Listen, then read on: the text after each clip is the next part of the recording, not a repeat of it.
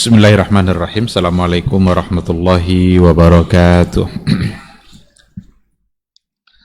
Innal hamdalillah nahmaduhu wa nasta'inuhu wa nastaghfiruh wa na'udzu billahi min syururi anfusina wa min sayyiati a'malina may yahdihillahu fala mudhillalah wa may yudlilhu falan tajida lahu waliyyan mursyida.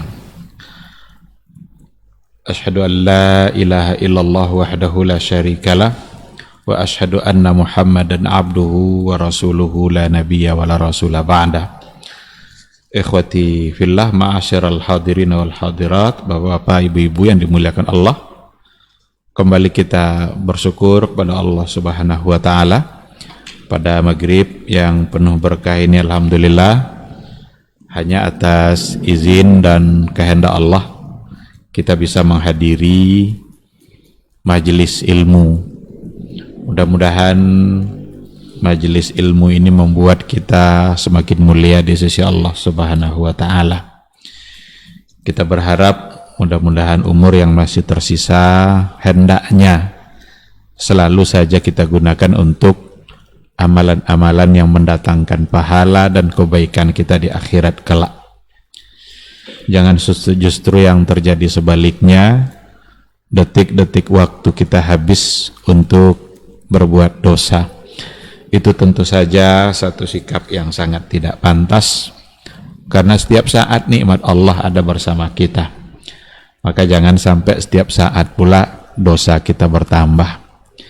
Yang harus bertambah itu adalah kebaikan demi kebaikan, yang mudah-mudahan di akhirat kelak catatan amalan kebaikan kita bisa mengalahkan catatan dosa. Dan itulah orang-orang yang masuk dalam kategori ashabul yamin. Ikhwati fillah, sama-sama kita juga harus berselawat dan salam untuk Rasulullah sallallahu alaihi wasallam. Allahumma salli ala Muhammad wa ala ali Muhammad. Mudah-mudahan kita ini adalah umatnya yang senantiasa merindukannya, yang senantiasa mampu membuktikan cinta kita kepada beliau. Cinta itu tidak hanya cukup oleh ucapan lisan. Tidak ada cinta yang tanpa bukti. Dan bukti dari cinta itu adalah pengorbanan. Sekarang sudah berapa banyak waktu yang kita korbankan untuk melaksanakan sunnah Rasul, untuk membela ajaran-ajaran yang telah beliau bawa. Itu semua harus kita perjuangkan dan harus kita lanjutkan perjuangan Rasulullah Sallallahu Alaihi Wasallam itu. Mudah-mudahan dengan demikian kita bisa selamat baik di dunia dan di akhirat. Dan mudah-mudahan kita bisa mendapatkan syafaatnya di yaumal mahsyar. Amin, amin ya rabbal alamin. Ikhwati fillah, ma'asyiral hadirin wal hadirat, rahimani Allah wa iyyakum. Kembali pada maghrib ini kita akan melanjutkan kajian dengan tema Maqasidus Syariah fi Ahkamil Usrah. Tujuan-tujuan syariat yang ada dalam hukum keluarga, yang dalam hal ini adalah persoalan pernikahan, persoalan tolak, persoalan nafkah, yang ternyata kalau seandainya semua itu kita coba analisa secara baik dan mendalam, semakin nampak oleh kita betapa memang sempurnanya ajaran Islam ini, sempurnanya hukum yang dibawa oleh Rasulullah Sallallahu Alaihi Wasallam dalam menyelesaikan berbagai persoalan sosial. Persoalan dalam bermasyarakat itu sangat banyak sekali. Salah satu yang akan bisa menyelesaikannya adalah ketika kita berpegang kuat kepada konsep-konsep hukum keluarga yang sudah diatur oleh agama. Ini nampaknya memang perlu harus kita tegaskan kembali. Perlu harus kita berikan penjelasan secara luas. Karena ini solusi. Setiap hukum yang diturunkan oleh Allah Subhanahu wa taala pasti itu akan menjadi solusi bagi setiap persoalan kehidupan. Kalau diminta kepada manusia untuk menyelesaikannya, akal manusia ini sangat pendek. Akal manusia ini tidak cukup kuat untuk memberikan solusi secara detail dan pasti. Paling apa yang terpandang baik oleh mereka itu dianggap sebagai solusi. Tapi Allah Subhanahu wa Ta'ala ketika dia memberikan solusi mulai dari akar persoalan itu yang diselesaikan oleh Allah. Maka hukum-hukum keluarga ini, masalah-masalah yang ada dalam hukum keluarga itu menyelesaikan persoalan dari akar. Dan Allah lah yang paling mengerti dengan solusi untuk penyelesaian masalah itu. Nah, sekali lagi, kalau diserahkan kepada manusia, manusia memandang sesuatu secara dangkal dan zahir-zahirnya saja, lalu ketika ada solusi tidak mengakar, tak selesai masalah. Saya berikan contoh. Ketika terjadi kebebasan seksual di mana-mana, maka muncullah penyakit HIV gara-gara itu. Apa solusinya oleh akal manusia? Ketika ada seks bebas, yang dipikirkan oleh manusia bukan menghentikan agar tidak terjadi lagi seks bebas itu, tapi bagaimana seks bebas itu bisa aman. Maka apa solusinya oleh otak manusia? Solusinya oleh otak manusia adalah ATM kondom. Coba bayangkan. Kenapa itu solusinya? Agar perbuatannya bisa terjamin dari penyakit yang tadi. Tapi Islam coba tengok, bagaimana Islam bisa menyelesaikan persoalan itu? Maka hanya dengan sebuah ayat, la taqrabuz zina. Jangan dekat-dekat zina. Jangan melakukan perbuatan apa saja jika menggiring kepada perbuatan zina. Maka apapun perbuatan itu, jika akan menggiring kepada perbuatan perzinaan, seks bebas tadi, agama pasti melarang. Dan ketika dilarang oleh agama, Allah sudah siapkan hukuman dan sanksinya. Apa itu? Neraka. Ketika kita tidak melakukannya, Allah sudah siapkan pula ganjarannya. Apa itu? Surga. Maka nampaknya memang apapun persoalan yang ada dalam kehidupan, solusi pertama yang paling efektif adalah ketakwaan kita kepada Allah Subhanahu wa Ta'ala. Bukan kepatuhan kita kepada hukum yang dibuat oleh manusia. Kalau seandainya kita patuh kepada hukum yang dibuat oleh manusia seperti tadi itu, tidak selesai masalah. Justru malah akan semakin banyak, semakin mudah orang untuk melakukannya karena sudah disiapkan pula fasilitasnya. Dulu juga ada ketika orang melakukan perbuatan yang tidak baik itu di taman-taman, di tempat umum. Kalau begitu harus dibuat lokalisasinya, dibuat rumahnya agar mereka tersembunyi melakukannya. Solusikah itu? Tidak. Itu solusi dalam pandangan manusia. Jadi agar mereka tidak melakukannya di jalan-jalan, di taman-taman kota, di mana-mana, dibuatkan rumahnya. Terjadilah lokalisasi. Tapi sama sekali itu tidak akan menjadi solusi, dan bahkan itu semakin mendatangkan murka dari Allah Subhanahu wa Ta'ala. Allah ketika memberikan solusi dalam persoalan sampai ke akar-akarnya diselesaikan. Ketika terjadi tindakan-tindakan yang tidak baik dalam keluarga, diistilahkanlah dengan kekerasan dalam rumah tangga. Apa solusinya oleh otak manusia agar tidak terjadi kekerasan itu? Dibuatlah undang-undang KDRT. Ada sanksi-sanksi yang dibuat. Berkurangkah kedurhakaan di rumah tangga? Enggak, bertambah. Karena para istri merasa terjamin oleh undang-undang itu. Kalau ada istri yang durhaka, lalu dimarahin oleh suaminya, bisa dilaporkan. Bukankah itu semakin menambah banyak kekerasan dalam rumah tangga? Karena membuat istri semakin durhaka. Tapi Islam memberikan solusi. Diberikan solusi sampai ke akar-akarnya. Apa itu? Sebelum nikah.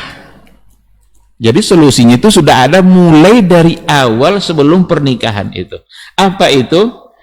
Pilihlah istri yang salihah. Bagi seorang ayah sebagai wali, sebagai seorang wali, dia punya anak perempuan, apa solusinya oleh Rasul? Tengok agamanya. Iza ja'akum man tardawna dinahu. Kalau seandainya ada datang orang ke kalian melamar putri kalian, kalian ridha dengan agamanya, taat dia kepada Allah, dekat dia kepada Rabb-nya, kata Rasul, terima itu. Wa illa takun fitnatun fil ardi wa fasadun kabir. Kalau tidak diterima, yang akan terjadi adalah fitnah dan fasadun kabir, kerusakan yang luar biasa. Maka agama mengatur di antara hak yang harus didapatkan oleh seorang anak dari ayahnya, memilih ibunya yang baik, dipilihkan untuknya ibunya yang baik, diberi nama dengan nama yang baik, karena nama itu adalah doa. Jangan berikan dia nama dengan nama-nama yang tidak punya makna, atau kadang-kadang nama-nama yang memang terang-terangnya seperti itu tapi ternyata buruk. Ini semua adalah solusi yang diselesaikan sampai ke akar-akarnya. Jadi memang ini perlu kita ulang-ulang kembali. Kemarin sedikit agak heboh itu dengan adanya keluarnya peraturan Menteri Pendidikan Ristek, Mendikbudristek, apa namanya itu, kita singkatannya aja payah kita menghafalnya. Pendidikan, Ristek, Riset dan Teknologi nomor 30 2021 terkait dengan peraturan kekerasan seksual di kampus. Sepintas orang banyak setuju, mahasiswi-mahasiswi sangat suka dan adanya aturan itu. Karena ternyata sudah berapa kali terjadi hal-hal seperti itu di kampus. Ada yang begitu bangga. Tetapi banyak di antara ormas Islam yang mencoba untuk mentelaah lebih jauh. Ditelaah peraturan itu lebih jauh, ternyata itu akan menimbulkan mudarat yang lebih besar. Kenapa demikian? Yang diatur cuma kekerasan seksualnya saja. Seolah-olah di peraturan itu akan membolehkan atau tidak mempermasalahkan kalau seandainya suka sama suka. Kan itu yang dipersoalkan. Maka banyak di antara ormas-ormas Islam seperti IKADI yang di pusat itu, dan juga ormas Islam yang lainnya, justru malah mereka menolak, karena kan sudah biasa itu di kita itu yang pasal-pasal karet itu kan sudah biasa sekali di undang-undang dan peraturan di kita ini. Khawatir nanti disalahgunakan. Maka ketika terjadi yang diusut, yang diundri itu, justru mahasiswi yang mengadukan itu yang sekarang sedang ditertawakan. Bukan malah pelakunya yang ini kan. Maka oleh ormas Islam dan banyak di antara mereka menuntut agar peraturan itu dicabut. Karena tidak memberikan kebaikan, secara sepintas dianggap baik, tetapi dibalik itu, kalau disetujui aturan itu, jangan-jangan justru adalah legalisasi seksual di kampus. Karena kalau suka sama suka, berarti tidak lagi ada unsur kekerasan. Karena yang dipersoalkan hanya adalah kekerasannya itu ketika dipaksa, yang ini merasa tersakiti, kan itu nanti dalam definisi kekerasan. Kalau suka sama suka, apakah jadi boleh? Seharusnya undang-undang itu jangan soal kekerasan seksual, tapi pengharaman semua bentuk tindakan seksual agar ditinggalkan. Itu baru bisa disetujui. Nah, jadi begitulah pikiran manusia, begitulah otak manusia. Kalau mereka mencoba untuk ingin merumuskan sebuah solusi, kadang-kadang dan bahkan sering itu tidak sampai ke akarnya. Bahkan satu solusi yang diberikan bisa-bisa mendatangkan mendatangkan masalah yang baru. Nah, oleh karena itu sekali lagi akan sangat penting untuk didalami persoalan hukum keluarga, bagaimana maqasid ahkamil usra, maqasidus syariah telah mengatur bagaimana hukum-hukum dalam berkeluarga, semua diatur. Mulai dari awal, mulai dari nikah itu belum terjadi. Ada khitbah, ada nikah, itu semua sudah kita sampaikan. Nah, sekarang kita akan coba melanjutkan. Dan nampak oleh kita nanti betapa detailnya syariat Allah dalam mengatur itu. Dan semua ada maqasidnya. Untuk maghrib ini kita sudah sampai pada poin maqasidut tahdid ada di tatliqati bitsalas. Pada pertemuan yang lalu kan kita sudah bicara tentang maqasidut talak. Kenapa tolak itu dibolehkan dan kenapa tolak itu ada di tangan laki-laki bukan di tangan perempuan. Kan itu semua sudah kita bicarakan. Sekarang maqasid, tujuan, kenapa tolak itu dibatasi jumlahnya sampai 3. Jadi hanya boleh sampai 3 kali. Tidak ada lagi istilah tolak 4, tidak ada. Jadi 1, 2, 3. 1, 2 masih boleh untuk kembali langsung, sedangkan 3 itu tidak boleh langsung rujuk. Kalau ingin rujuk juga, maka harus yang perempuan itu nikah dulu dengan laki-laki yang lain. Nikah, dia bergaul, dia setelah itu dia ceraikan. Nah, habis masa iddah dari cerai suami kedua, barulah dia boleh untuk dinikahi kembali oleh suami pertama. Sekarang pertanyaannya, kenapa harus sampai 3? Kok tidak 1 tiba-tiba langsung haram untuk kembali? Nah, ada beberapa poin yang disampaikan di sini. Yang pertama sekali, maksudnya adalah i'ta fursah lizauji likay yuraja nafsahu. Memberikan kesempatan bagi suami agar dia kembali membaca ulang tentang dirinya. Karena apa kata Ibnu Abidin? Qala Ibnu Abidin, wa minha syar'uhu thalathan li'anna an-nafsa kadzubah. Disyariatkan tolak itu sampai 3 kali itu karena diri ini sering berbohong. Jadi kita sering membohongi diri kita sendiri. Rubbama tazharu adamul hajati ilaiha thumma yahsulun nadam. Barangkali nampak oleh dia satu ketika itu seolah dia tidak butuh lagi sama istrinya itu. Thumma yahsulun nadam. Lalu setelah itu dia merasa menyesal. Itu namanya jiwa yang sering yang berbohong kepada dirinya sendiri. Tidak aja perlu so ini dulu lah.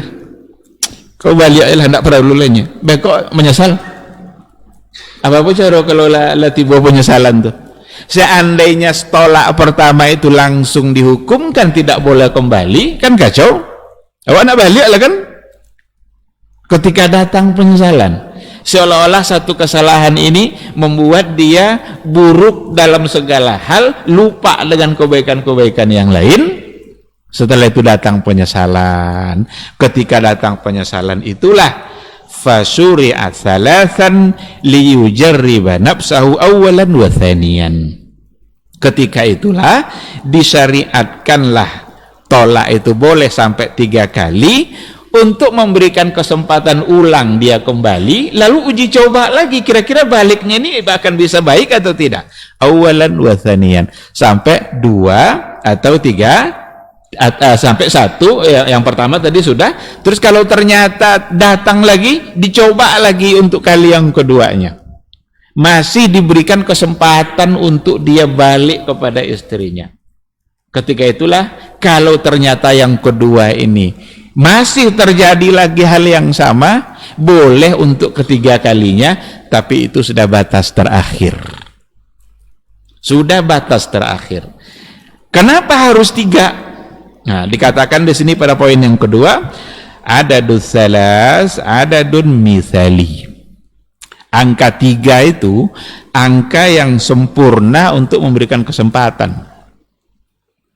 Itu di kehidupan kita kesehariannya, keseharian dalam hidup kita. Ini berlaku di angka 3 nih. Umpamanya kita guru nih. Ada anak murid kita yang agak nakal ya. Sekali. Pas bilang sekali, kita biarkan. Nakal lagi dia, 2 kali, sampai ketiga, apa yang kita lakukan? Itu menandakan bahwa 3 itu angka yang sempurna untuk persoalan yang tadi itu. Proses bagaimana kita bisa memahami itu juga pada angka yang ketiga. Kalau ada perlombaan, banyak perlombaan lari. Angka berapa biasanya mereka mulai lari? 1, 2, 3, langsung lari. Kok 3? Nggak sampai 5, 6, 7. Nggak, 3. Jadi 3 ini memang ada adadun mithali. Dalam kehidupan keseharian kita ternyata juga seperti itu.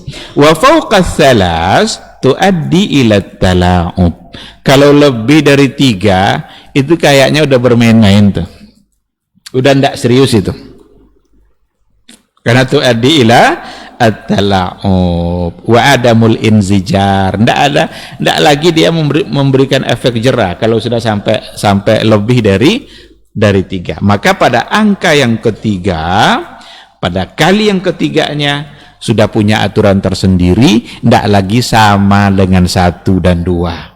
Maka akan berpikirlah seorang suami untuk menceraikan istrinya pada kali yang ketiga. Kenapa demikian?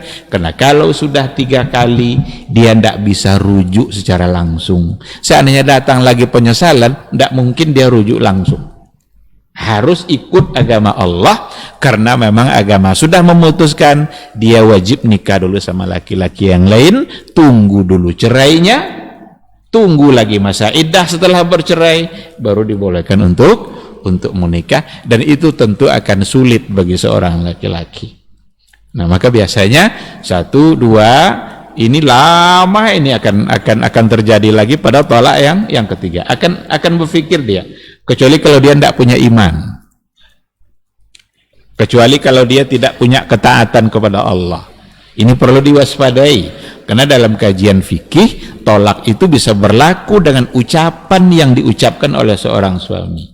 Kadang-kadang sampai pula cerainya itu udah berkali-kali, atau udah 3 kali dia cerai, yang ketiga ini baru dibawa ke pengadilan. Oleh pengadilan itu akan dihitung 1, karena itu baru dia mengadu ke pengadilan. Padahal dia sudah menceraikan 3 kali.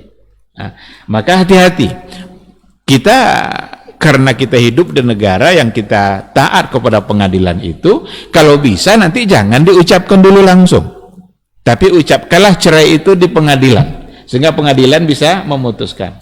Tapi kalau sudah diucapkan duluan, secara hukum fikih sebenarnya itu sudah jatuh. Tapi dalam kompilasi hukum Islam yang menjadi itu yang dipakai dalam aturan pengadilan kita, nampaknya memang yang menentukan cerai itu adalah ketok palunya seorang hakim, karena diserahkan perceraian itu kepada hakim. Padahal seharusnya hakim hanya mengiyakan apa yang sudah terjadi, bukan dia yang memutuskan. Nah, jadi itu pada poin yang kedua, karena angka 3 itu adalah angka yang memang sempurna untuk memberikan kesempatan, sehingga kalau sudah 3 tidak ada lagi istilah yang keempat. Kalau nanti dia nikah lagi, Umpamanya sudah diceraikan oleh suaminya, tunggunya masa iddahnya, nikah dia lagi, berarti hitungannya sudah dari awal, karena dia sudah dianggap nikah dengan orang baru, kan udah orang baru bagi dia kan, walaupun lama, tapi bagi dia statusnya dalam pernikahannya adalah orang baru. Ternyata nanti terjadi lagi masalah, berarti cerai lagi, tapi cerai satu dari pernikahan yang baru, mulai lagi. Nah, tapi mudah-mudahan kalau terjadi lagi ya itu keterlaluan itu. Sudah begitu lama menunggu tapi tetap aja tidak berubah. Pada poin yang ketiga dikatakan bahwa angka 3 itu, tolak dibolehkan sampai 3 itu liraf'id dararil waqi' 'alal mar'ah, untuk menghindarkan kemudaratan yang terjadi pada perempuan, pada istri. Kenapa demikian? Karena pada masa jahiliyah itu ternyata, pada masa jahiliyah ketika awal Islam itu datang, yutalliquna bighairi adad. Para suami dulu menceraikan istrinya itu, tolaknya tidak ada hitungannya, berapa dia mau aja. Jadi cerai. Kadang ada yang sengaja menceraikan itu untuk menyakiti istrinya itu. Cerai dia, nanti pas dekat habis masa iddah, balik dia. Setelah balik nanti cerai lagi. Nanti pas mau habis masa iddah, balik lagi. Dan itu tidak terhitung, bahkan bisa sampai 10 kali. Itulah kerja orang jahiliyah dulu. Datang Rasulullah SAW membawa ajaran Islam, dan dengan ketentuannya hanya boleh sampai 3. Berarti Islam inilah yang benar-benar memperjuangkan kemuliaan kehidupan perempuan itu sendiri. Jadi jangan tertipu. Banyak orang sekarang menganggap Islam itu mendiskreditkan perempuan, Islam itu memberikan aturan yang banyak mengekang perempuan, segala-galanya untuk perempuan itu diatur. Bagaimana cara berpakaian, keluar rumah harus izin istri, harus izin suami. Dianggaplah Islam ini memberikan kesempitan hidup bagi wanita. Tapi itu hanya orang-orang yang tidak mengerti. Itu hanya ungkapan itu datang dari orang-orang yang tidak mengerti dengan syariat Islam, atau memang orang yang memusuhi Islam itu sendiri. Kalaulah mereka mau jujur dalam memahami syariat Islam, mereka akan merubah pikirannya. Karena tidak ada agama yang lebih memuliakan wanita itu sendiri selain daripada Islam yang dibawa oleh Rasulullah Sallallahu Alaihi Wasallam. Adapun aturan-aturan yang tadi itu yang diberikan oleh Islam itu semua adalah untuk kemuliaan wanita itu sendiri. Coba pada masa jahiliyah mereka punya aturan tolak tak beraturan. Seberapa mereka mau aja, sampai 10-20 kali, yang kadang-kadang sengaja untuk menyakiti perempuan. Tapi datang Islam untuk memberikan aturan hanya sampai 3. Jangan coba-coba dipermain-mainkan wanita itu, karena wanita adalah manusia yang terhormat di sisi Allah Subhanahu wa Ta'ala. Kenapa kok wanita itu kalau keluar rumah harus minta izin kepada suaminya? Karena suami itu punya tanggung jawab dalam kehidupan istrinya itu, dunia dan sampai ke akhirat kelak. Kalau seandainya terjadi di jalan sesuatu yang tidak baik, orang tidak nanya, ini anak siapa? Enggak. Tapi orang akan nanya, ini istri siapa? Yang terbawa di situ suami apa ayah? Suami. Jadi suami itu bertanggung jawab. Tapi istri tidak ditanya nanti sama Allah tuh. Maka suami tidak mesti izin kalau keluar dari rumah. Nah, aturan-aturan oleh otak manusia kalau dibawa kepada kajian jandar, ini seolah tidak adil. Seolah-olah tidak adil. Yang adil itu bagi mereka apa? Sama-sama buat aturan yang sama. Ini minta izin, ini minta izin juga. Bahkan ketika pejuang jandar itu dulu pernah mengajukan draft kompilasi hukum Islam. Salah satu dari poin yang mereka ajukan apa? Kalau wanita itu punya iddah, tidak boleh langsung nikah setelah suaminya wafat atau cerai, maka laki-laki juga harus ada iddah. Laki-laki juga harus ada iddah. Jadi ketika umpamanya dia bercerai atau istrinya meninggal, tidak boleh dia langsung menikah dulu, harus ada iddah. Karena dalam kajian fikih kan tidak seperti itu. Pagi meninggal, sore boleh nikah secara hukum, walaupun tidak ada yang melakukan, tapi secara hukum boleh. Jangankan itu, belum meninggal pun suami boleh. Iya kan? Belum meninggal dia sudah boleh, kan boleh 4 kan? Walaupun kajian ini banyak yang tidak disukai sama ibu-ibu ini. Tapi secara hukum itu boleh. Nah, mereka ingin mengajukan draft kompilasi, tapi untung ditolak. Kalau nggak salah Menteri Agamanya kita itu Profesor Agil Munawar kalau nggak salah. Dan mereka sudah ajukan, mereka aktif, orang-orang liberal aktif dalam mengajukan rancangan tadi itu, dipimpin oleh Musda Mulia, Profesor Musda Mulia di pusat sana di Jakarta. Nah, jadi begitulah otak manusia, menganggap keadilan itu sesuai dengan apa yang dia pandang. Tapi Islam ketika memberikan sebuah aturan, sebuah keputusan agama, pasti disitulah ada keadilan. Jadi ketika ditetapkan angka 3, ternyata itu bentuk kemuliaan bagi perempuan, karena sebelumnya diperlakukan dengan cara yang justru dengan semena-mena, dengan jumlah tolak yang tidak beraturan, bahkan tidak ada batasnya sama sekali.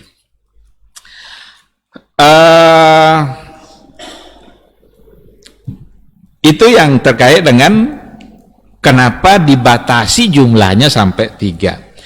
Sekarang kita lihat juga kenapa iddah itu harus ada.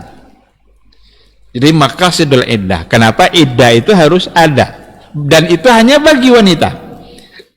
Jadi setelah dia berpisah atau meninggal, karena kan berpisah itu disebabkan oleh 2 hal, bisa kena cerai atau karena meninggal, dan dua-duanya ada iddah. Dan iddahnya tidak pula sama. Ini benar-benar Allah yang sudah menentukan. Ada hikmah yang luar biasa. Kalau dia bercerai, dia menunggu 3 kali suci atau 3 kali haid. Kalau seandainya suaminya meninggal, dia menunggu 4 bulan 10 hari. Kalau yang diceraikan itu ternyata menopause itu tidak lagi datang masa haidnya, tentu sulit untuk diukur melalui jumlah haid dan suci, karena dia suci terus tidak ada haidnya, maka diberikan satu patokan oleh agama 3 bulan. Kalau seandainya ternyata dia dalam keadaan hamil, maka hatta yada'na hamlahunna, sampai dia melahirkan. Ini semua diatur oleh Allah. Ini ada yang 3 bulan, ada yang 4 bulan 10 hari, ada yang 3 kali suci. Kok tidak sama ini? Ini tidak bisa kita akal-akali, ini tidak bisa kita analisa. Tapi ternyata memang ada penelitian katanya dari orang Yahudi, dari ilmuwan Yahudi. Katanya ada sebuah penelitian dan akhirnya dia masuk Islam karena persoalan iddah ini. Jadi katanya kalau dalam istilah Arabnya itu al-basamat al-wirathiyah. Al-basamat al-wirathiyah itu sidik. Kalau kan ada istilah sidik jari kalau di kepolisian, tapi katanya dalam hasil penelitiannya itu seorang perempuan itu kalau berpisah dengan suaminya, itu sidik tadi itu yang bekas kebersamaan dia dengan suaminya itu baru akan murni hilang semasa yang sudah ditetapkan oleh agama itu. Kan dia berpisah nih sama suaminya, dia akan mengingat terus itu suaminya itu. Ketika sudah sampai pada masa yang ditetapkan oleh Islam itu ada yang 3 bulan, 3 kali suci, atau 4 bulan 10 hari. Setelah habis masa itulah akan tidak ada lagi gitu, sehingga dia sudah bisa full bersama laki-laki yang lain. Tapi sebelum masa itu dia belum bisa murni full bersama laki-laki yang lain. Itu hasil dari penelitian dia, dan akhirnya dia masuk Islam. Nah, maka ketika dia berpisah tidak boleh langsung dinikahi oleh laki-laki. Tapi dalam Islam ada maqasidnya, bisa kita lihat. Yang pertama sekali, kenapa agama menetapkan seperti itu? Yang pertama, ma'rifatu bara'atur rahmi hatta la takhtalital ansabu ba'duha bi ba'din. Untuk mengetahui bara'atur rahim, apakah rahimnya itu bebas dari janin atau tidak? Bebaskah dari janin? Ada janin tidak dalam rahimnya? Dan itu diketahui sepanjang masa yang sudah ditentukan jumlahnya tadi. Hatta la takhtalital ansab, agar nasab itu tidak bercampur dengan laki-laki yang lain. Ketika sudah sampai 3 kali suci, 3 kali suci itu memastikan bahwa dia tidak dalam keadaan hamil. Kalau sudah tidak dalam keadaan hamil, berarti dia boleh nikah sama yang lain, laki-laki lain, sehingga nanti ketika dinikahi oleh laki-laki yang lain itu, air yang dituangkan ke dalam rahimnya sudah murni milik suami yang kedua. Tapi kalau seandainya dinikahi langsung, ternyata dia dalam keadaan hamil, maka takhtalitul ansab, nanti nasabnya akan bercampur. Ini bin siapa dia ini? Bin yang pertama kah atau suaminya yang kedua?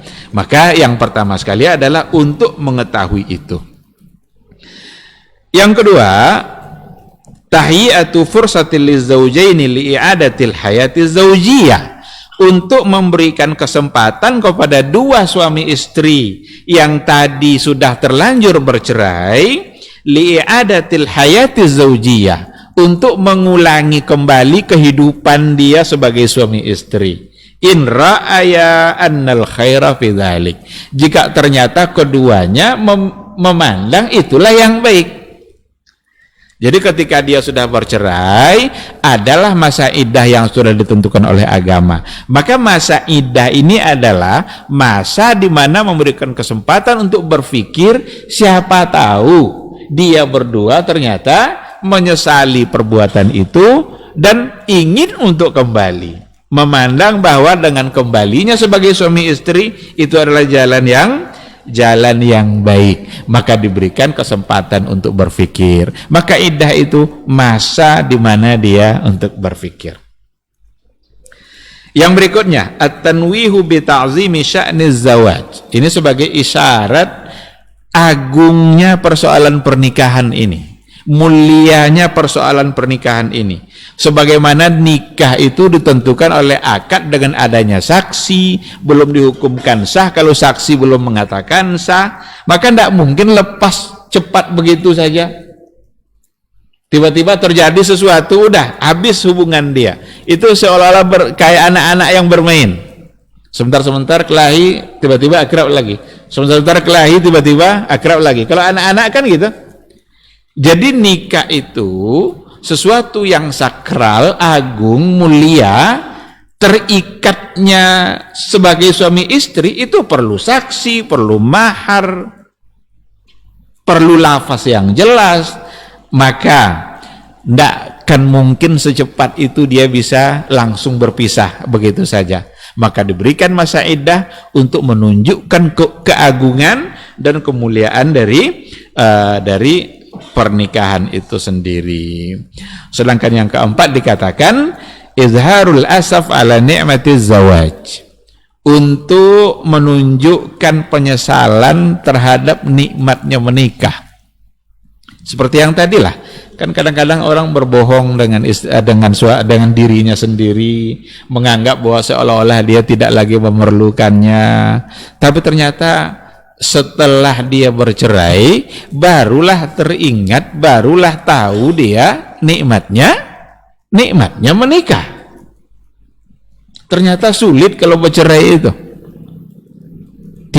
Tidak menjadikan dia lebih baik ketimbang dia kembali menjadi suami istri. Maka dengan adanya masa iddah itu adalah cara oleh Allah agar kalian tahu bahwa ternyata perceraian itu tidak nikmat, dan yang nikmat itu adalah an-nikah. Kalau dulu dia masih punya suami, ada yang menanggung nafkah dia, ada yang mencarikan kebutuhannya. Ternyata ketika dia sudah bercerai gara-gara ulah dan kenakalan dia tidak lagi ditanggung seperti itu. Artinya tidak lagi senikmat hidup yang sebelumnya. Dan mudah-mudahan itu bisa membuat dia menjadi berpikir, sehingga itu adalah awal untuk kembali merajut hubungan sebagai suami istri. Karena waktu Isya sudah masuk, kita jawab dulu suara azan, dan insya Allah kita sambung setelah azan. Ketahuilah bahwa ketika kita mengikuti sebuah majelis ilmu, itu sesungguhnya Allah sedang memberikan kepada kita sekian banyak fadilah dan keutamaannya. Karena sungguh sangat mulia orang-orang yang berada di majelis ilmu. Orang-orang yang berada di majelis ilmu adalah orang-orang yang akan dimudahkan baginya jalan menuju surga Allah.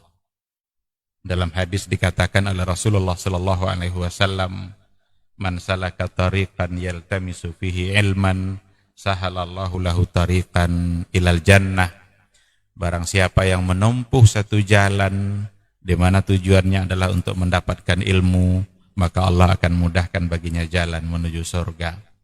Surga itu perlu iman, dan mendapatkan surga itu perlu ilmu. Maka di majelis ilmulah kita bisa menumbuhkan iman kita, dan di majelis ilmulah kita bisa mendapatkan ilmu pengetahuan. Maka sering-seringlah menghadiri majelis yang bisa menambah iman kita dan juga bisa menambah ilmu, agar surga Allah itu benar-benar semakin dekat dengan kita bersama.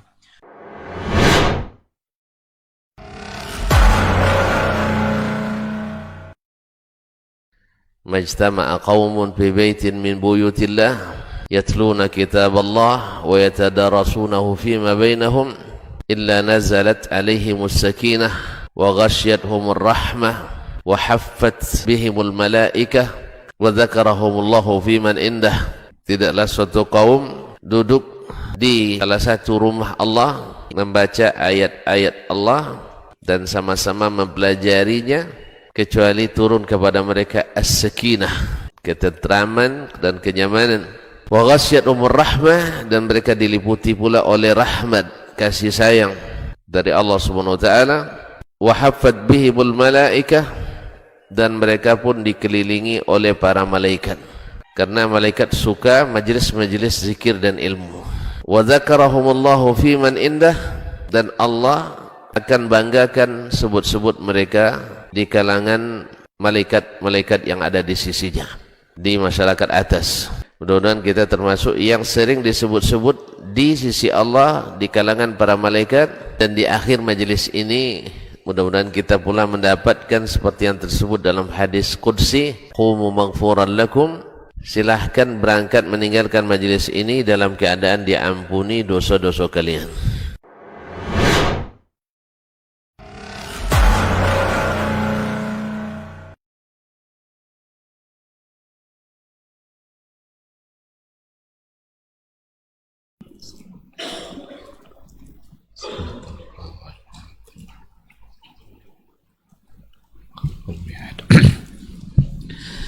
Bismillahirrahmanirrahim. Alhamdulillah wassalatu wassalamu ala Rasulillah wa ala alihi wa sahbihi wa mawala. Ikhwati fillah, ma'asyiral hadirin wal hadirat, rahimani Allah wa iyyakum. Kembali kita lanjutkan sedikit materi kita. Sudah beberapa poin tadi kita sampaikan terkait dengan kenapa iddah itu harus ada. Tapi yang kita sampaikan tadi itu iddah yang berkaitan dengan cerai. Sekarang kenapa wafat juga harus ada iddahnya? Kalau memang tadi diharapkan untuk kembali, kan kalau wafat kan tidak mungkin kembali. Ingin pun kembali, istri pasti tidak akan menerima. Tidak akan ada siap untuk menerima kembali, karena dia sudah wafat. Tapi kenapa masih harus ada iddahnya? Maka dikatakan yuradu minal iddah fi furqatil wafa, yang dimaksudkan nanti maqasidnya dari iddah yang wafat itu, kalau suaminya wafat, riayatu haqqiz zauji wa aqaribihi, untuk menjaga, memelihara hak suami dan kerabatnya. Jadi kan tidak putus itu hak suami langsung kan, ada seperti persoalan harta warisan yang apa namanya, yang mungkin itu menjadi bagian dari kerabat suaminya, entah ayah dari suami kan itu masih harus diselesaikan. Wa izharut ta'assuri li faqdihi, dan untuk agar tergambar bahwa seorang perempuan itu punya apa namanya itu, ada semacam begitu dia mencintai istrinya, suaminya, ketika suaminya itu meninggal, coba bayangkan seandainya hari ini suaminya meninggal, besok nikah dia sama laki-laki yang lain, seolah-olah perasaannya tidak begitu terpaut dengan suaminya tadi. Jadi li izhar ta'assuri li faqdi wa ibda'i wafa'iz zaujati li zaujiha, dan itu juga sebagai gambaran bahwa kesetiaan antara suami, antara istri dengan suaminya. Sehingga kalau seandainya meninggal, tidak dibolehkan langsung menikah, tapi ada masa-masa dia harus menunggu. Bahkan berkabung bagi wanita yang ditinggalkan suaminya boleh selama dia masa iddah itu. Kalau sudah habis masa iddah, barulah dia boleh untuk seperti berdandan dan lain sebagainya. Dalam masa iddah pun itu belum boleh untuk dilamar, belum dibolehkan. Nanti kalau seandainya sudah habis masa iddah, baru dibolehkan. Nah, itu di antaranya. Tapi ada yang kata kunci yang terakhir, ini yang sangat penting. Al-ma'na ta'abbudi. Dalam iddah itu ada makna ta'abbud dan ketaatan kepada Allah. Maksudnya begini, kalau kita lihat alasan-alasan sebelumnya, maqasid syariah yang sebelumnya tadi itu kan sebenarnya bisa teratasi kecuali dengan teknologi. Kalau umpamanya tujuan iddah itu memang untuk menentukan hamil atau tidak hamil, apakah rahimnya ada isi atau tidak, sekarang tidak perlu nunggu 3 bulan, tidak perlu nunggu 4 bulan 10 hari, cukup dengan USG saja, ultrasonografi, 5 menit berikutnya tahu, oh dia tidak hamil. Apakah ketika dia sudah dinyatakan tidak hamil itu lalu iddahnya tidak berlaku? Tidak, tetap berlaku iddah. Kalau tadi katanya juga memberikan kesempatan untuk berpikir dia siapa tahu mau kembali. Kalau dia meninggal kan tidak ada lagi waktu untuk berpikir, dan tidak mungkin untuk berpikir kembali lagi. Apakah iddah menjadi tidak berlaku lagi kalau itu sudah ini? Tetap berlaku. Maka pada poin yang terakhir ini dikatakan adalah al-ma'na ta'abbudi. Dalam iddah itu ada makna, ada ketundukan dan ibadah seorang perempuan kepada Allah. Jadi wanita yang sedang menjalani masa iddah, sesungguhnya dia sedang menunjukkan ketaatannya kepada Allah, dan itu ibadah bagi dia. Ini yang makna ta'abbudi. Berpahala dia ketika dia menunjukkan ketaatan itu, dan berdosa dia kalau seandainya tidak menunjukkan ketaatannya itu. Saya kan tidak ada suami lagi, nikahlah saya, padahal belum habis masa iddah, maka itu akan menjadi dosa bagi dia. Berarti dia tidak lagi tunduk dan taat kepada Allah. Maka iddah-iddah yang tadi itu, seandainya semua maqasid yang tadi itu tidak ada, atau ada solusinya oleh teknologi, maka tinggal yang terakhir al-ma'na ta'abbudi. Maka iddah harus tetap ada, iddah harus tetap dijalani, karena sesungguhnya itu adalah kesempatan menunjukkan ketaatan dan ketundukan oleh seorang perempuan kepada Robnya, yang memang dia hidup sebagai seorang wanita muslimah yang harus taat kepada Allah Subhanahu wa ta'ala. Itulah beberapa hal yang berkaitan dengan maqasid iddah, dan sebelumnya maqasid kenapa tolak itu sampai 3 kali. Tolak itu tadi sampai 3 kali. Tidak boleh nikah dengan istrinya. Paling boleh nikah apabila dinikah orang lain. Setelah itu nikah lagi kepada istri yang tadi. Suaminya. Tolaknya itu dihitung berapa kali? Tolak itu jumlahnya 3. Ini yang pertama. Tolak itu jumlahnya 3. 1, 2, 3. Yang boleh rujuk secara langsung hanya 1 dan 2. Seandainya dia belum habis masa iddah. Jadi tolak 1 terjadi, adalah iddahnya. Sebelum habis masa iddah boleh rujuk langsung. Tinggal dinyatakan aja, saya mau kembali. Selesai. Tolak 2 masih seperti itu. Tapi kalau sudah habis nanti masa iddahnya baru ingin rujuk, itu harus dengan akad yang baru. Tetapi tidak menunggu dia nikah dulu sama laki-laki yang lain. Nah, itu 1 dan 2. Kalau sudah tolak 3, sudah sampai 3 kali tolaknya, maka dia tidak bisa rujuk secara langsung meskipun masih dalam keadaan masa iddah. Kapan dia baru boleh kembali? Habis masa iddahnya, lalu nikah sama laki-laki yang lain, cerai dari suami kedua, habis dulu masa iddah cerai dari suami 2 tadi, barulah suami pertama boleh untuk kembali dengan akad yang baru dan sama seperti semula dia nikah dulu. Nah, gitu. Di sini ada pertanyaan. Assalamualaikum. Waalaikumsalam. Apakah wanita yang sedang hamil boleh dinikahi? Mohon penjelasannya. Inilah kadang-kadang kalau sudah terjadi mulai muncul banyak pertanyaan, banyak masalah. Padahal dari dulu dilarang, jangan lakukan. Sekarang ternyata sudah dilakukan. Muncul pertanyaan kan, kalau dia sudah hamil apakah boleh untuk dinikahi? Ada memang banyak di antara ulama yang mengatakan boleh untuk dinikahkan. Boleh untuk dinikahkan ketika memang kehamilannya itu di awal-awal. Dan ada yang membedakan antara ketika sebelum ditiupkan ruh dengan sesudah ditiupkan ruh. Tapi orang kadang anggap boleh aja semuanya tuh, tak jadi nikahkan. Tetapi kalaupun dia dinikahkan, tidak dinasabkan kepada ayahnya itu, karena dia adalah ayahnya secara biologis tapi bukan ayahnya secara hukum syar'i.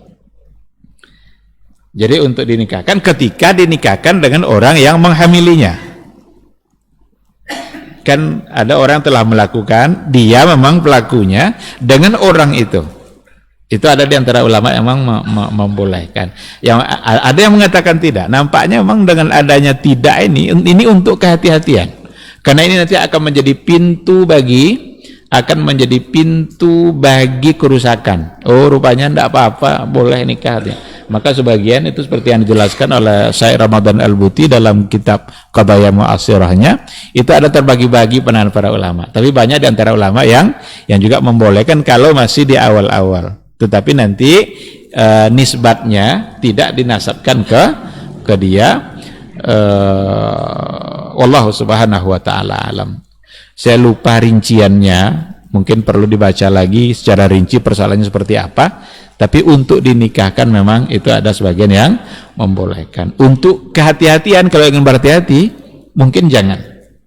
Kalaupun dinikahkan tapi tidak dinasabkan anak itu ke dia. Wallahu subhanahu wa ta'ala a'lam. Ada pertanyaan lagi? Ya. Anak? siri Pak Walimah. Jadi 6 bulan berlalu kakak nikah juga pakai walimah, tapi dia nikah lagi Ustaz. Apa hukumnya dia berhubungan pada pernikahan pertama? Kenapa dia nikah lagi? Nikah siri itu kalau ada dua makna nikah siri. Nikah siri pertama makna yang dimaksud adalah nikah yang tidak tercatat di pengadilan agama atau di KUA, tidak tercatat. Tapi syarat rukunnya lengkap. Ada walinya, ada saksinya, ada maharnya, ada akadnya. Tetapi tidak tercatat. Kalau itu maka nikahnya secara hukum fikih sah. Tapi sebaiknya tidak dilakukan. Karena nanti dia tidak mendapatkan hak-haknya. Dibawa ke pengadilan kalau bermasalah, pengadilan tidak mengakui ini sebagai suami istri, tidak akan dilayani persoalannya. Sebaiknya tidak lakukan nikah siri. Tapi kalau dia lakukan secara hukum fikih sah jika syarat lengkap. Nah, nikah siri yang kedua maksudnya adalah ketika dia dinikahkan bukan oleh walinya, tapi oleh orang yang tidak ada hubungan apa-apa, karena dinikahkan oleh orang yang ditokohkan, yang menikahkan itu dikasih duit, itu berarti dia dinikahkan dengan cara yang tidak benar. Maka itu tidak bisa. Nah, yang siri tadi yang mana maksudnya? Kalau maksudnya yang pertama, berarti nikahnya sah, tidak ada istilah diulang lagi nikahnya. Buat apa diulang? Karena memang sah. Kalau dia ingin ikut walimah kakaknya, ya udah enggak apa-apa, ikut saja. Kalau mau diwalimahkan juga. Mengulangnya tadi itu akan jadi pertanyaan nanti. Seolah-olah yang pertama tidak sah, padahal dia sah. Sehingga tidak perlu untuk diulang. Tapi kalau pernikahannya yang tidak sah, tidak lengkap secara rukun, tentu tidak sah kan? Maka bisa-bisa dihukumkan berzina dan itu ya diulang nikahnya. Seperti itu. Wallahu subhanahu wa ta'ala alam. Baik, karena waktu Isya sudah masuk. Ada.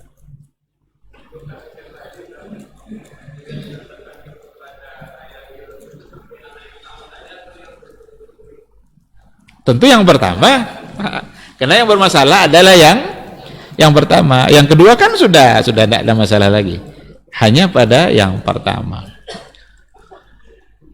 Baik, terima kasih. Mudah-mudahan dapat dipahami. Yang benar semata-mata datang dari Allah. Yang salah itu karena kelemahan ilmu yang saya miliki. Mohon untuk dimaafkan. Subhanakallahumma bihamdika asyhadu an la ilaha illa anta astaghfiruka wa atubu ilaik. Wassalamualaikum warahmatullahi wabarakatuh.